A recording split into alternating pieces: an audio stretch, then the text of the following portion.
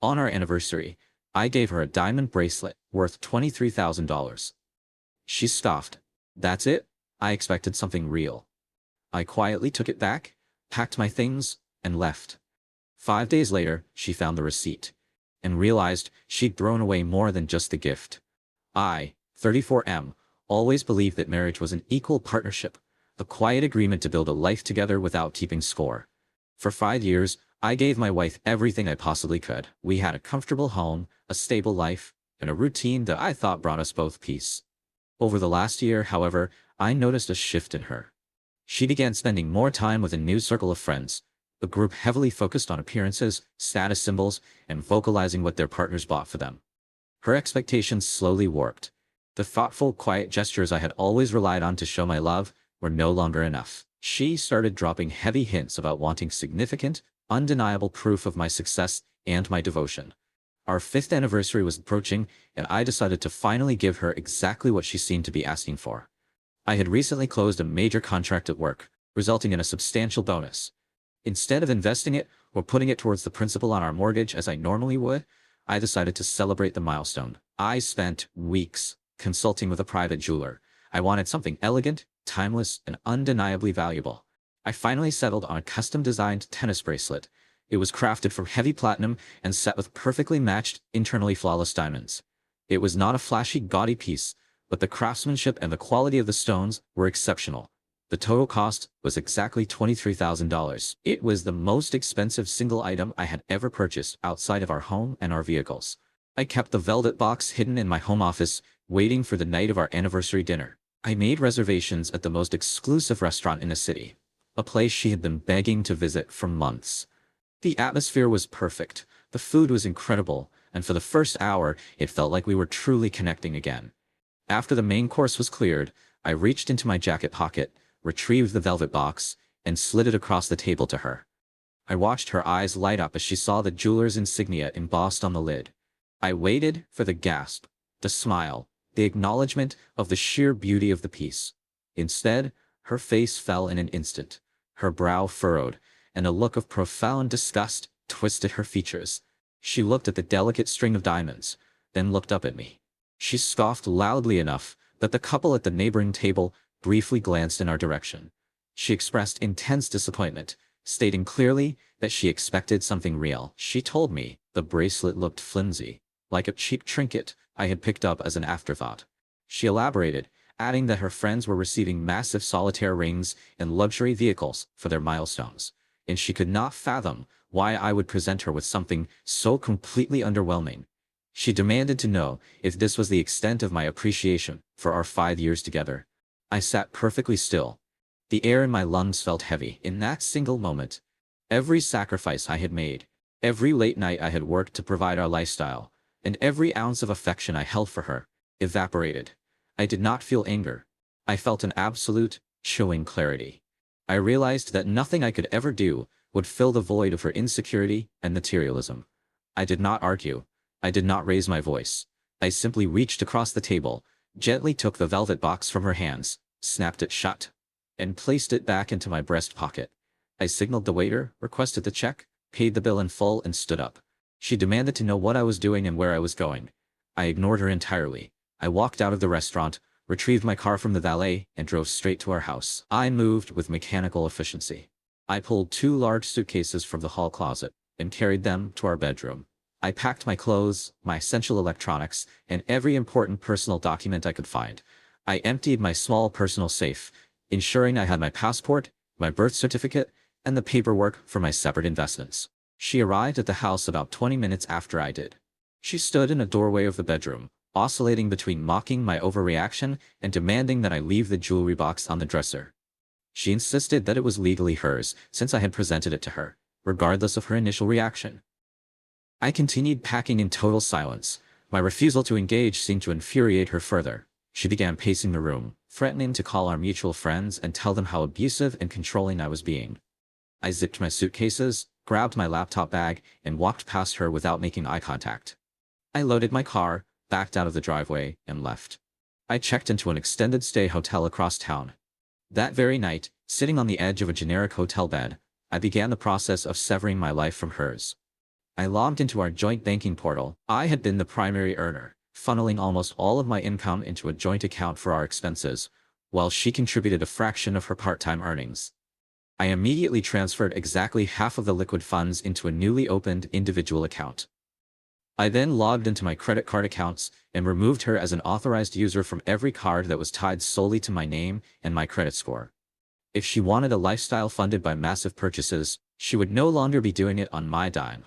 For the next 4 days, my phone remained relatively quiet. I received a few text messages from her, mostly complaints about her cards being declined at a boutique and demands that I transfer money back into the joint account so she could pay for her gym membership. I archived the messages without responding. I spent those days meeting with a highly recommended family law attorney, handed over my financial documents, and instructed him to draft divorce papers. On the 5th day, my phone began vibrating relentlessly. The notifications flooded my screen in a rapid, unbroken stream. Dozens of missed calls, frantic text messages, and voicemails piled up within minutes. While I had packed my essential documents, I had left a stack of seemingly unimportant mail on the desk in my home office. Tucked beneath an electric bill was the thick envelope containing the diamond certification, the detailed appraisal for insurance purposes, and the original purchase receipt for the bracelet. She had evidently been snooping through my office, looking for clues to my whereabouts or my finances, and she had found the paperwork. Her messages shifted from angry demands to absolute panic. She detailed how she had found the receipt. She expressed sheer disbelief at the $23,000 figure. She begged me to call her back, claiming she had been severely stressed that night, that the lighting in the restaurant had obscured the brilliance of the stones, and that she had made a terrible, impulsive mistake. She insisted she loved the bracelet and pleaded with me to bring it back home so we could talk things through. She stated that 5 years of marriage was too much to throw away over a simple misunderstanding about a gift. I read every single message. I listened to the frantic edge in her voice on the voicemails. I felt absolutely nothing but validation for my decision. I forwarded screenshots of her sudden change of heart to my lawyer, packed up my laptop, and went to get a cup of coffee. I had no intention of ever returning to that house. Update 1. It has been 3 weeks since I walked out of the restaurant. The silence I maintained eventually forced her to realize I was not playing a game. Once she understood that I was not coming back to accept her apologies, she changed her tactics entirely and involved her family.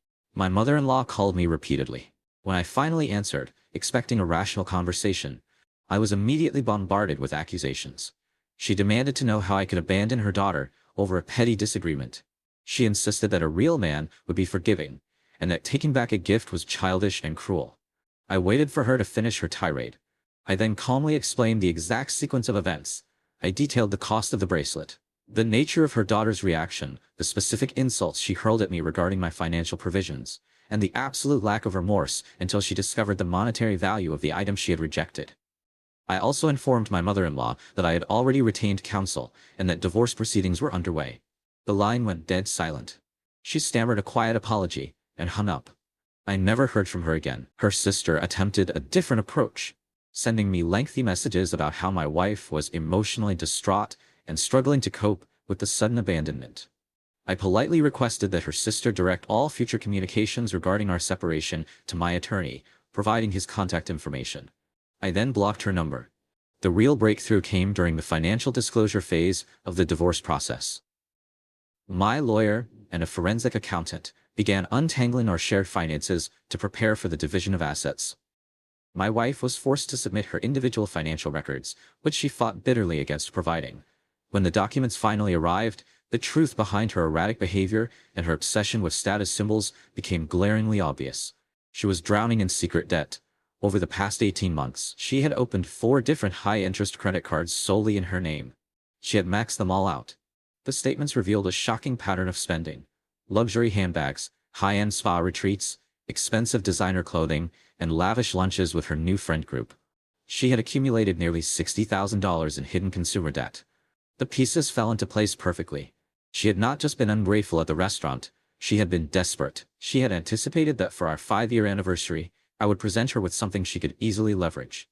She was hoping for a new luxury vehicle that she could trade down, a massive influx of cash, or a large piece of jewelry like a massive solitaire ring that she could secretly pawn or borrow against to keep her house of cards from collapsing. The delicate, custom-made tennis bracelet was heavily insured, highly traceable, and impossible to liquidate quickly without raising massive red flags. Her disgust was not just about the appearance of the bracelet. It was the realization that my gift could not save her from the financial ruin she had brought upon herself. When my lawyer presented these findings to me, the lingering traces of guilt I felt over leaving so abruptly vanished. She had been living a double life, building a facade of wealth to impress strangers, while secretly jeopardizing our financial future. My lawyer advised me to immediately freeze the remaining joint accounts, which we did through a court order, preventing her from attempting to drain whatever was left to cover her individual debts. I instructed my lawyer to push forward with a strict division of assets, ensuring that I would not be held liable for a single cent of the debt she had accumulated in secret. The last 2 months have been a masterclass in watching someone realize the consequences of their actions. The mediation process began, and it was entirely hostile. My wife arrived at the first session, looking exhausted, flanked by an attorney she could clearly barely afford.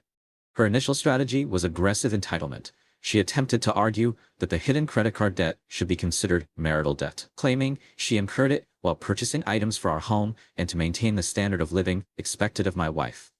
My lawyer dismantled this argument instantly, presenting the itemized statements showing that the funds went exclusively to personal luxury items, solo vacations, and dining out without me. He pointed out the legal precedents in our state regarding hidden, non-beneficial debt incurred by one spouse. When the debt strategy failed, she pivoted back to the bracelet. Her lawyer formally requested that the $23,000 diamond bracelet be surrendered to her, arguing that it was intended as an anniversary gift and therefore constituted her personal property.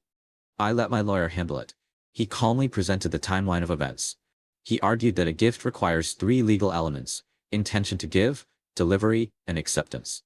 He detailed how I presented the item and how she explicitly, vocally, and aggressively rejected it, refusing to take possession of it before I reclaimed it. Because she rejected the gift before accepting it, the transaction was never completed. It remained my sole, separate property. Her lawyer tried to argue that her later text messages proved she accepted it, but my lawyer easily countered that an acceptance days after the item was withdrawn, and only after discovering its monetary value, was legally invalid. The mediator completely agreed with our position. The bracelet stayed in my safety deposit box. The reality of her situation finally set in when we discussed the marital home. Because of her massive individual debt and her minimal income, she could not afford to buy me out of my equity. Furthermore, she could not even afford the monthly mortgage payments on her own. I proposed an immediate sale of the property. She broke down in tears, pleading with the mediator that she needed the house to maintain stability, suggesting I continue paying the mortgage as a form of spousal support. My lawyer swiftly shut down the concept of long-term spousal support, pointing out the short duration of the marriage, my wife's ability to work full-time despite choosing not to, and the egregious financial misconduct she had engaged in. We forced the sale of the house. The process of selling the home was grueling. She dragged her feet at every opportunity, refusing to leave for viewings and keeping the house in a constant state of disarray to deter potential buyers. I authorized my lawyer to file an emergency motion, threatening to hold her in contempt of court for actively sabotaging the sale of a joint asset. The threat of legal penalties finally forced her compliance. The house sold a month later. After paying off the mortgage, the remaining equity was split evenly. However, because of the court's ruling on her hidden credit card balances, her half of the equity was almost entirely wiped out immediately, just to satisfy her creditors. She walked away from the sale with virtually nothing. I moved into a high-rise apartment downtown. I furnished it exactly how I wanted, without having to compromise or justify the cost of every item. The peace of mind was incredible. I was no longer waking up wondering what financial disaster was looming, or what new demand would be placed on me. I watched my bank accounts grow without the constant, unexplained drain of her secret spending. Update 3. The divorce was finalized last week. The final decree was stamped by the judge, legally dissolving our marriage and cementing the financial division we had fought so hard for. I walked out of the courthouse, feeling lighter than I had in years. There was one last piece of business to attend to. The bracelet was still sitting in the dark of my bank's safety deposit box. I had not looked at it since the night I took it back at the restaurant. I drove to the bank, signed the access log, and pulled the long metal drawer into a private viewing room.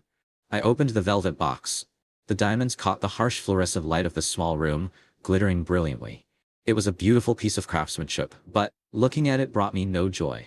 It was a monument to a failed marriage and a profound betrayal.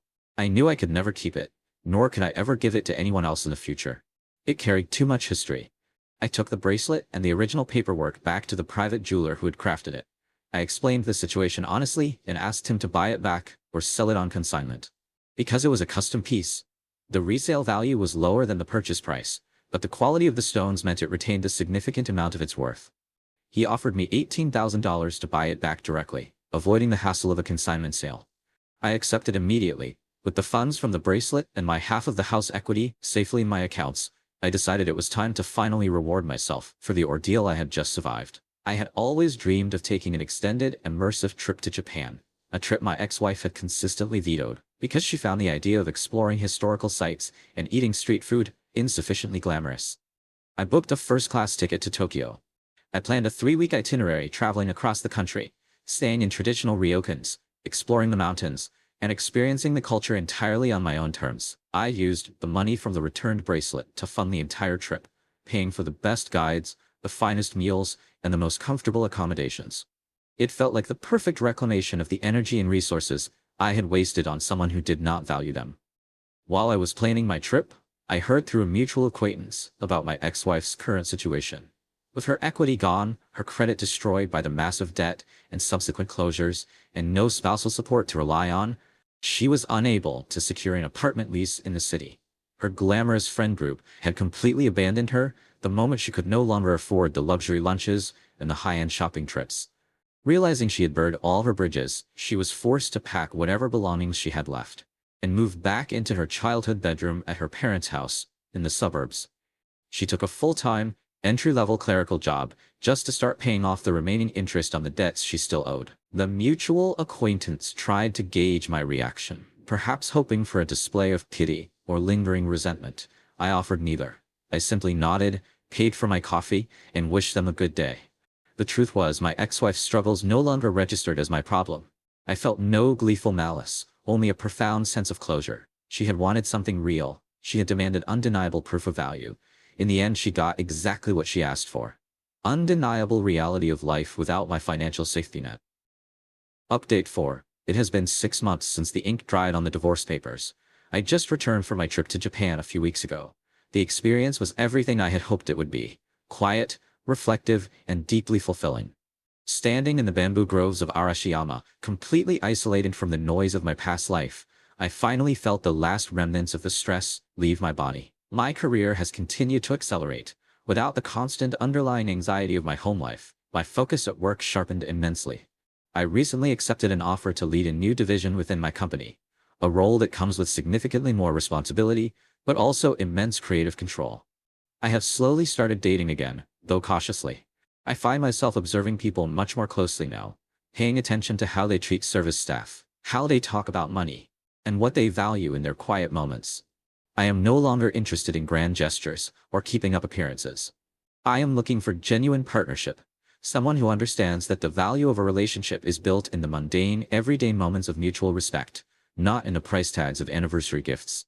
Looking back, that $23,000 bracelet was indeed the most valuable thing I ever purchased. It did not buy me her appreciation, but it bought me my freedom. It bought me the unvarnished truth about the person I was sleeping next to. Most importantly, it bought me the rest of my life. I sometimes think about that night in the restaurant, the sneer on her face, and the absolute finality of the moment the box snapped shut.